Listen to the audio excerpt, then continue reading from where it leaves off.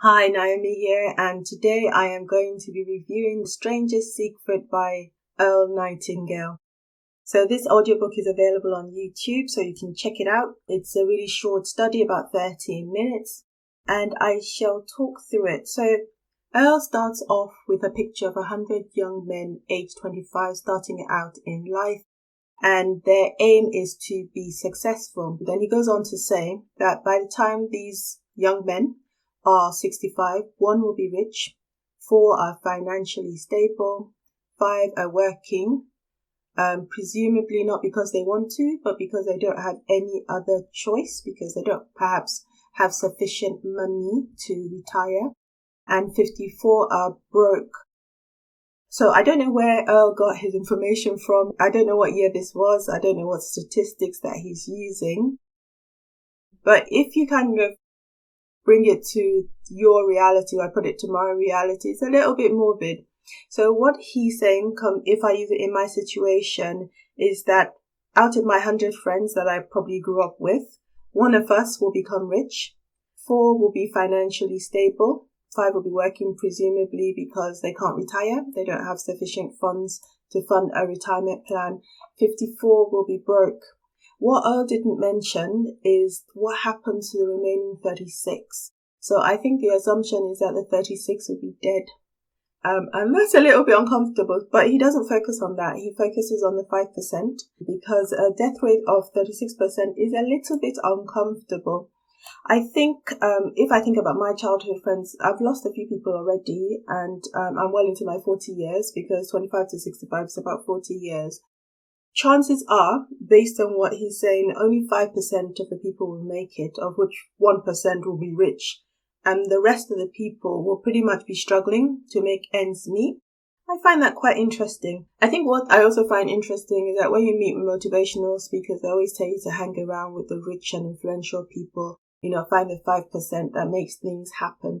But if I look at that statistics, it suggests that the 1%, the one person that's really rich in my 100 friends, it suggests that there's only one person. So the chances of me hanging out with that one person are quite slim. And how do you know that 1% is rich? Because some people, are not very flashy. So I know someone, it's not a personal friend, but his parents own a corner shop, and they also own a Subway, and they own loads of, private property, rental property. In the UK, but his parents turn up every day to the corner shop, and they live a very modest life. They don't have a fancy car. They don't live in a mansion. They live in a, moderate home. But it's likely that these people are quite financially secure. However, you wouldn't know. So what I'm saying is that when motivational speakers say to you to hang around, your successful friend, the 1%, the 5%, I think it'll be quite difficult to, find out who those are, and I don't think you can insist on asking your friends to show you their bank account so that you can determine if they're financially stable or financially secure. You better foster your relationship with them. By the way, Oprah, if you're watching this, I know you're part of the 1%. Call me, let's talk. I digress. Let's get back to the book. Earl defines success as a progressive realization of a worthy goal. He notes that the trouble today is that people conform. We follow the crowd, do what everyone else does. So we all go to college, go to university, get a job, get married, have the 2.3 children, get your large 3 or 4 bedroom house with a white picket fence. We all go pretty much the same places for holidays. Everybody wants to go to the Atlantis in Dubai. Then when we get a bit older, we downsize. The children go off, start living their own lives. Then we retire. So we're all doing the same thing. We're following the bandwagon. We're all doing the same thing. So this is why he suggests that the majority of people are not financially secure, simply because we just do what the majority of people do, and that often is the wrong thing. So the bottom line is we don't think, we follow what everyone is doing. So the successful people are those that are likely to be the likes of Bill Gates and Zuckerberg, who have vision. So Bill Gates, for example, had a vision of setting up a computer in each home, and he didn't follow the masses to continue using pen and paper or using typewriters. he created something new. For him, that perhaps is what he described as success. In my case, my grandmother, perhaps she could be classified as successful because her aim was to get married, have children and have grandchildren, and I'm here. So she managed to achieve that goal. So looking at my notes, what Earl says is that the secret is that we become what we think about. I found that there's more than one secret in this book, and I'll just list the things I thought were the key takeaways for the book. So the first one, of course, is we become what we think about. The second one is create and control a product. You have to create something or be in control of something in order for you to sell it and be successful if we're talking in financial terms. So finance is not the only determiner of success, but it's just an easy one to count. So I'm just using that for now.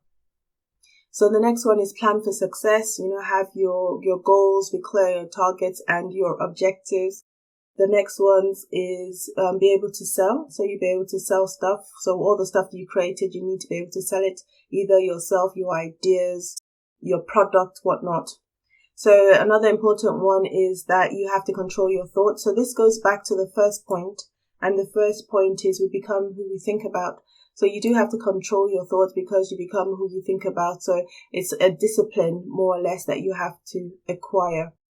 So the next one is save. So this is also a financial term for success. Don't spend all the money you have. You need to put some away for a rainy day. The next one is use what you have. So this is in terms of your career. So if you have a career or you already have skills that you currently use, capitalize on them. Don't go off chasing the pot of gold at the end of a rainbow. Focus on what you have and develop that because, who knows, your fortune might be there.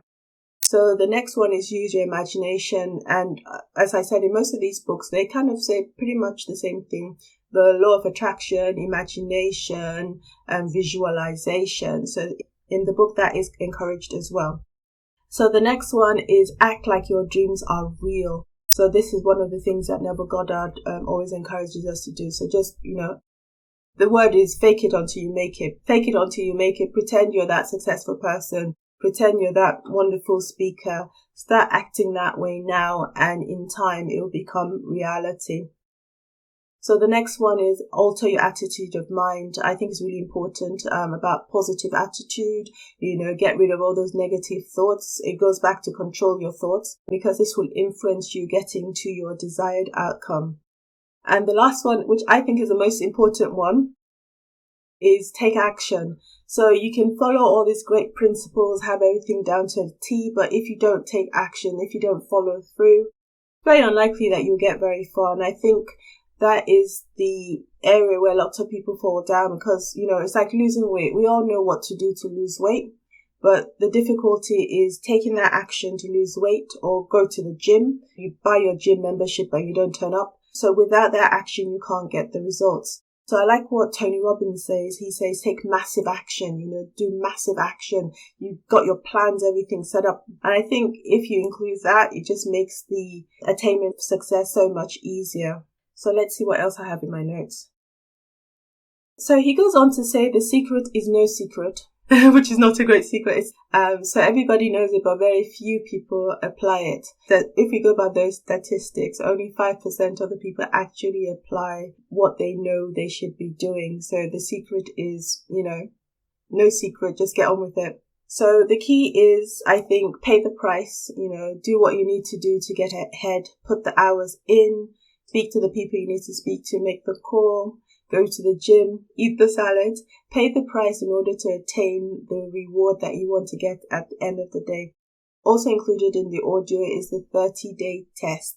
I haven't taken the challenge myself. I'm going on holiday soon and I don't want to take the 30-day challenge until after the holiday, but I suppose I've been a bit lazy. Okay, I'm going to take the 30-day challenge from 30 days from when this video is published. And what I'll do is I'll come back and I'll do a part 2 because there's some more information that he shared in the audio with regards to the advice that Dr. Harold Fink shared. I'll just go through in the second video and I'll be able to cover the 6 steps that Dr. Harold Fink went through in order to be successful. But yeah, so hopefully in the next video, I'll let you know how my 30-day challenge went. But in terms of what I rate this video, I think I'll give it a 10 out of 10. I enjoyed it. I do like Earl. I love his voice and I love how he delivers the messages that he delivers. I'll be giving this a 10 out of 10. So thank you so much for watching. I've enjoyed being here with you and I'll see you again in the next one. Bye for now.